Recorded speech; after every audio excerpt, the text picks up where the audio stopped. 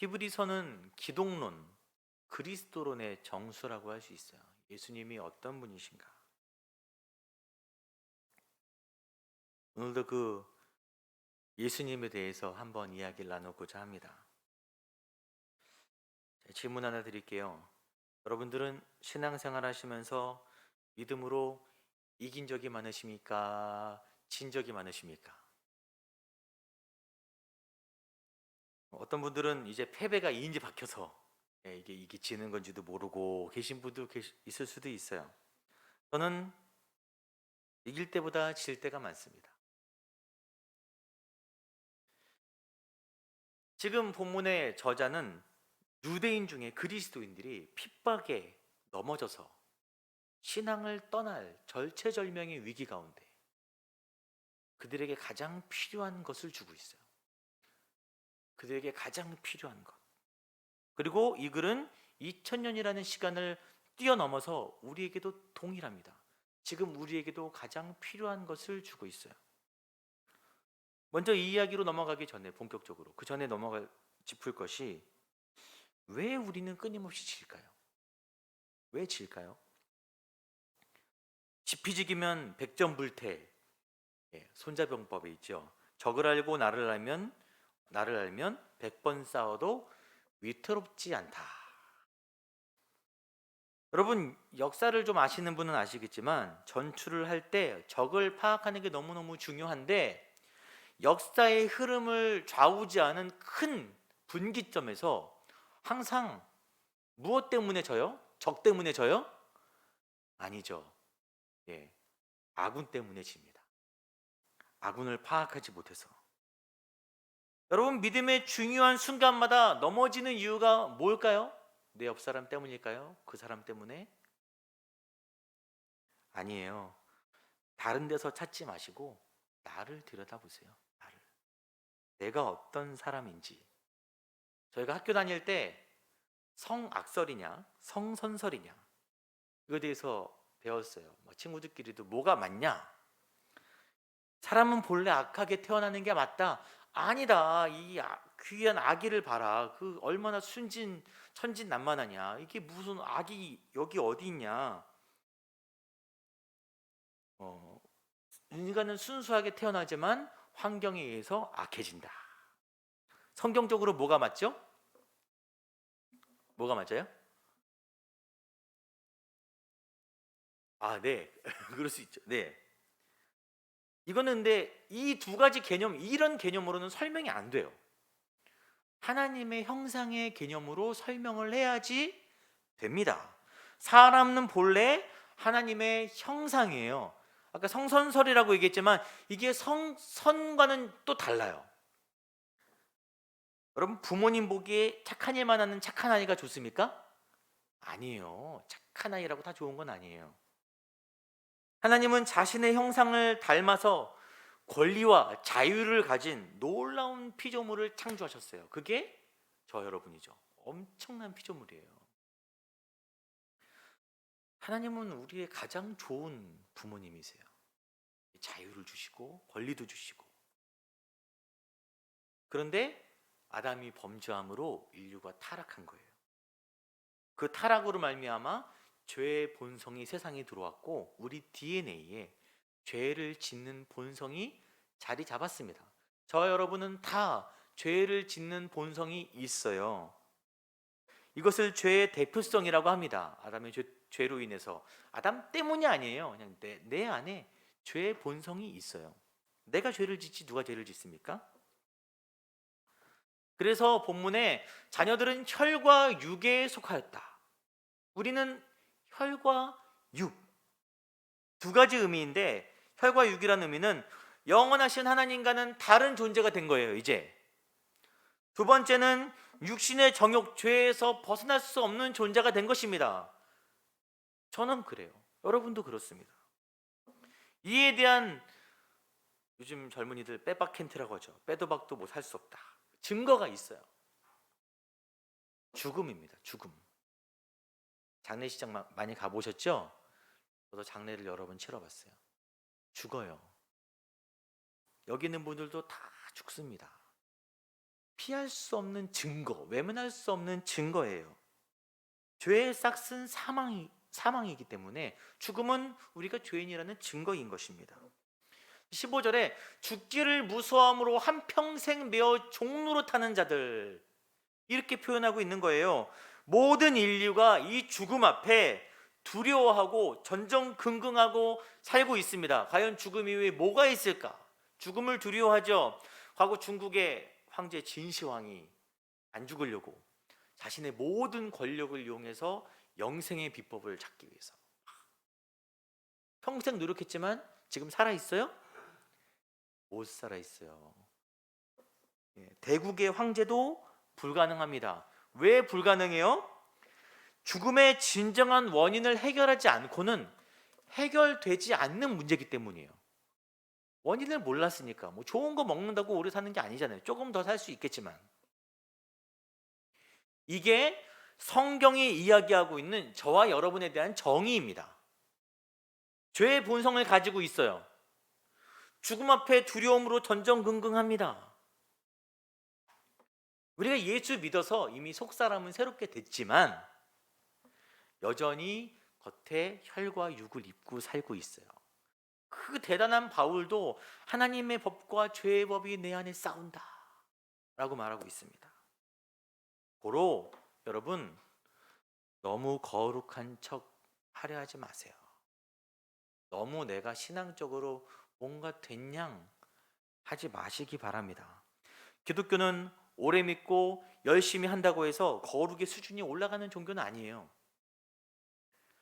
여러분, 요즘 교회 대외적으로 크고 작은 문제가 많이 발생합니다. 우리 교회에서도 그럴 수 있고, 지금 한국 기독교계에서 그럴 수도 있고, 문제를 일으키는 사람의 공통된 특징이 있는데 자기 신앙의 수준이 굉장히 높다 여기는 거예요. 내가 이 정도 된다.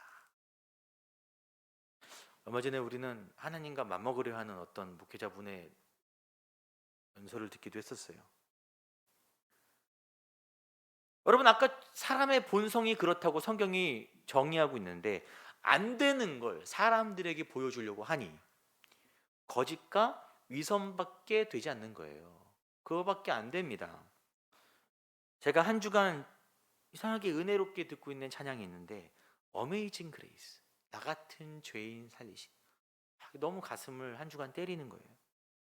너 같은 저 나쁜 사람 같은 죄인이 아니라 나 같은. 여러분, 이게 믿음의 시작입니다. 여러분을 똑바로 봐야 돼요. 여러분이 얼마나 안 되는 사람인지를 봐야지 지금부터 하는 이야기가 적용이 됩니다. 왜 이렇게 가슴 아픈 지적을 하냐면 다음 구절을 이야기하기 위함이에요. 같이 읽어볼까요? 거룩하게 하시는 이와 거룩하게 함을 입은 자들이 다 한 근원에서 난지라.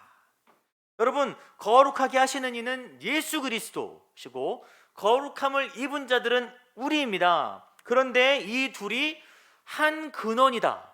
이게 말이 됩니까? 말이 안 되죠. 창조주와 피조물 중에서도 타락한 인간이 어떻게 한 근원입니까? 근데 이게 무슨 말일까요? 이 말의 정확한 뜻은 우리는 원래 한 근원 주류는 아니더라도 하나님의 형상을 닮은 창조물이기 때문에 같은 근원이 맞아요. 그걸 상실했습니다. 예수님이 그 상실한 근원을 회복시켜 주시는 거예요. 예수를 믿을 때 다시 한번 예수님과 묶여서 하나님과 한 근원이 되게 되었습니다. 이것이 회복의 은혜, 놀라운 십자가의 은혜예요. 게다가 더 놀라운 말은 형제라 부르기를 부끄러워하지 아니하시고 우리를 형제라 불러주시는 거예요. 형제라. 뜨겁게 사랑으로 안아주시는 것입니다. 그냥 창조주로서 마땅히 해야 될 일을 하는 게 아니라 이 땅에 오셔서 우리를 뜨겁게 형제로서 사랑으로 끌어안아 주셨어요. 나를. 근데 여기서 짚고 넘어갈게. 예수님이 우리를 사랑하신다고 해서, 하나님이 우리를 사랑하신다고 해서, 형제로 여겨주신다고 해서 그냥 선언으로 넌 형제다 라고 하면은 그게 그냥 이루어집니까? 성경을 좀 아시는 분은 아니라고 대답할 거예요. 왜냐하면 우리는 익히 하나님의 두 가지 속성을 알고 있어요. 첫 번째는 사랑이고 또 한 가지는 공의입니다. 공의는 죄를 용납할 수 없는 하나님의 거룩한 속성이에요. 하나님의 본질입니다. 어느 하나도 둘 중에 무시될 수 없어요. 사랑으로 품으려고 해도 타락한 우리의 본성 때문에 그걸 눈 감아줄 수 없는 것이 하나님의 속성인 것입니다. 에덴 동산에서 처음에 사람들이 하나님과 동산을 거닐었어요. 타락하기 전에 함께 했습니다. 하지만 타락 이후 그 영광을 본 자는 죽게 되어 있어요. 구약에 제사를 드릴 때 대제사장이 1년에 한 번씩 지성소, 가장 깊숙이 있는 언약궤가 있는 지성소로 나아가는데 그 언약궤 위에 구름날개가 이렇게 있거든요. 그 가운데 하나님의 영광이 임재하시는 거예요.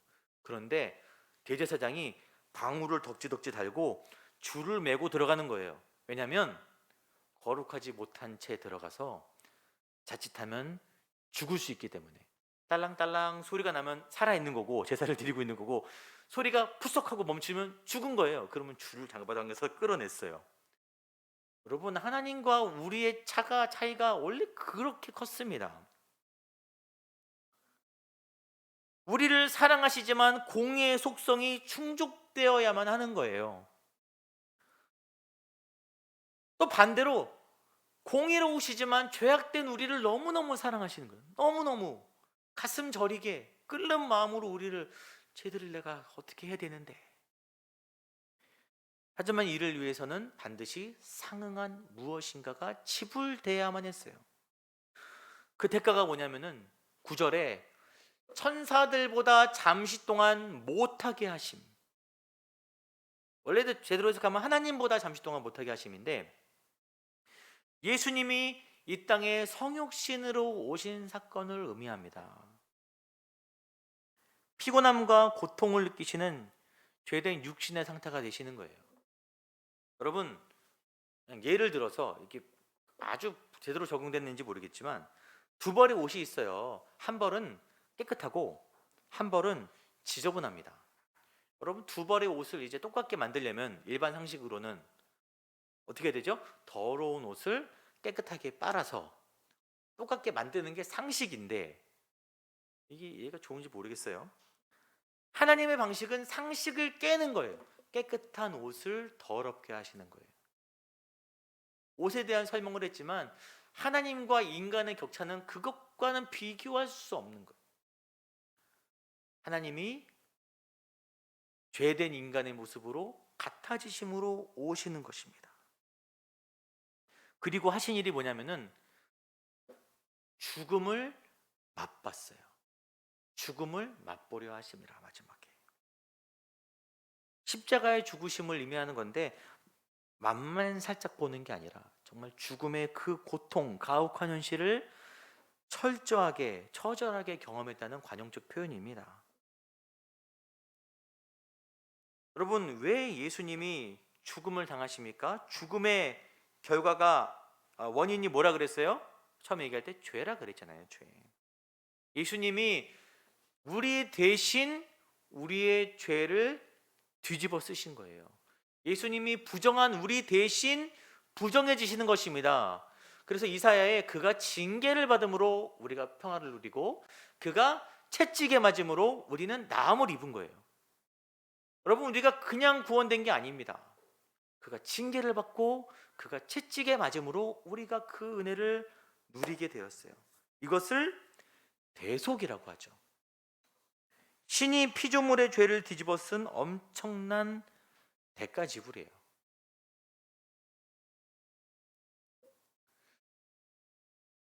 여러분, 십자가의 의미를 다시 한번 생각해 보시기 바래요. 여러분, 십자가의 그 장면을 떠올려 보세요.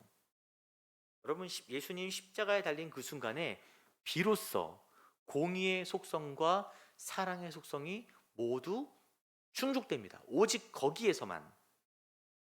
하나님의 죄에 대한 준엄한 공의와 그 진노와 심판과 우리를 향한 뜨거운 사랑이 모두 충족되는 유일한 자리, 십자가의 자리. 그 진노가 누구에게로 갔어요? 아들에게로, 예수에게로 쏟아졌어요. 그러므로 하나님의 사랑을 이루셨습니다. 이를 통해 사망을 주관하는 사단의 권세가 무력화되고 더 이상 그 죽음이 우리를 장악하지 못하게 된 거예요. 그래서 십자가 외에는 길이 없다라는 것입니다. 길이 없어요. 그 외에는 하나님의 공의와 사랑을 모두 충족시킬 조건이 절대 없습니다. 여러분, 이것은 엄청난 사건인 거예요. 제가 이거를 여러분 다 아시는 얘기인데 왜 이렇게 강조하냐면은 엄청난 사건이에요. 전혀 당연하지 않습니다. 안 당연해요. 그래서 오늘 본문의 6절에 누구인가가 어디에서 증언하여 이르되, 시편 8편 이야기입니다. 사람이 무엇이기에 주께서 그를 생각하십니까? 도대체 인간이 뭐기에, 내가 뭐기에 주님이 그렇게까지 나를 생각하십니까? 그 이야기를 하고 있는 거예요. 왜 우리를 예수와 같은 근원으로 여겨주시고 형제라 부르기를 부끄러워하지 않으실 만큼 사랑하십니까? 여러분, 왜 그렇게 사랑하시는 것 같아요? 왜 나를 그렇게 사랑하시는 것 같아요? 아십니까? 그 합당한 이유가 전혀 없어요. 그 은혜를 받을 만한 이유가 전혀 없어요. 아까 그래서 그 찬양 가사처럼 어메이징한 그레이스다. 놀라운 은혜다. 그저 놀라운 거. 그런데 우리가 그 은혜가 말라가는 거예요. 신앙생활을 하면서 언젠가 교회에서도 더 이상 복음에 관한 얘기가 주가 되지 않고 인본적인 다른 얘기들이 주가 되면서 그 은혜가 말라가는 거예요. 왜 말라갑니까? 아까 처음에 우리가 이야기했던 그 명제, 나는 어떤 존재인가를 계속해서 잊어버리는 거예요. 내가 어떤 존재인지 잊어버리니까 난 좀 괜찮은 사람인 것 같아. 말씀도 좀 보고 기도도 좀 하고 신앙생활도 열심히 하고 헌금도 좀 내고 어떤 이는 목회자니까 좀 괜찮은 사람인 것 같아라고 계속 착각을 하니까 그 은혜가 사그러져 가는 거예요. 전혀 아니거든요. 우리는 정말 그 은혜를 받은, 엄청난 은혜를 받은 사람입니다. 여러분 안에 그 은혜가 회복되기를 바라요. 2000년 전에 있었던 사건이 아니라 그 보혈이 흘러서 지금까지도 우리에게로 적셔오는 은혜가 있기를 바랍니다. 그러면 히브리서 기자는 왜 지금 유대 성도들은 실질적인 박해 때문에 어려워하고 있거든요. 경제적인 핍박, 육체적인 박해, 쫓기는 그 죽을 위험 가운데 있는데 왜 기독론에 대한 변증을 이렇게 하고 있냐는 거예요. 왜 그들에게 예수 그리스도, 히브리서는 오직 예수만 드러내거든요. 왜 예수에 관한 이야기를 이렇게 하냐? 그 당시 성도들에게, 그 초대교회 성도들에게 고민거리가 있었어요. 우리가 배울 때 예수님은 만유의 주인이라 그랬는데 우리가 만물이 아직 그에게 복종하고 있는 것을 보지 못하는 거예요. 내가 예수 믿었는데 예수님이 만유의 주인이신데 우리가 그 주인 대신 예수를 믿으면 우리 삶의 문제가 막 해결되고 로마가 무너지고 어떤 길이 열려야 되는데 세상은 그대로인 거예요. 세상은 여전히 거세게 압박을 해오는 거예요. 만유의 주인이신데 우리가 아직 그에게 복종하는 것을 못 봤다. 이게 초대교회 성도들에게 굉장히 큰 혼란이었거든요. 예수님은 곧 오신다 그랬는데 오시지 않죠. 박해는 거세죠. 이게 진짜 맞는 건가? 맞는 건가? 그런 그들에게 오늘 본문의 마지막 절이 이렇게 얘기하고 있어요. 같이 읽어볼까요? 그가 시험을 받아 고난을 당하셨은즉 시험 받는 자들을 능히 도우실 수 있느니라. 오늘 본문을 통해서 예수님의 음성은 내가 안다. 내가 너희 아픔을 안다. 이 삶의 문제가 지금 있지? 외로운 그 자리를 내가 알아. 이렇게 이야기하실 수 있는 이유는 예수님이 직접 인간의 몸을 입고 이 땅에 오신 분이기 때문입니다. 제가 20대 때, 제가 요즘 제 얘기를 많이 하잖아요. 전도사 때 집이 없었어요. 이상하게 하나님이 집을 안 주셨어요. 오랫동안 찜질방에서 이제 사는 거예요. 이제 사는데 전도사 시절에 어느 날 너무 피곤해서 찜질방으로 들어가서 남성휴게실에 가서 누웠는데, 그날따라 술 드신 아저씨들이 사방에 포진하고서 코를 고시는데 그 스테레오로 막 소리 나고 막 미치겠는 거예요. 제가 너무 피곤하고 마음은 우울하고 막 숨 아저씨들 코를 고고 너무 하니까 제가 너무 머리가 막 화도 뻗쳐갖고 카운터에 가갖고 전도사인데 맥주를 사갖고 이렇게 콕콕 마시고서 술 기운에 잤습니다. 참 마음이 그랬어요. 참 마음이 공허했어요. 그때 좀 마셨어요. 좀 잠을 못 자갖고 제가 사역을 하지만, 하나님 도대체 왜 이러실까? 왜 이렇게 하실까라는 생각을 하는데, 성경을 보니까 우리 예수님이 뭐라 그러시냐면은 나도 머리 둘 곳이 없었다. 머리 둘 곳이 없었다. 그 말이 너무 위로가 되는 거야. 우리 예수님도 그랬구나. 예수님이 내 마음을 모르는 게 아니지. 그게 느껴졌어요. 예수님이 지금 여러분이 당한 고난의 마음을 모르시는 분이 아니에요. 더 큰 고난도 당하셨고 외로움도 겪으셨고 굶주림도 겪으셨고 사람들의 배신도 겪으셨습니다. 그런 예수님이 지금 우리와 함께 하고 계시다는 거예요.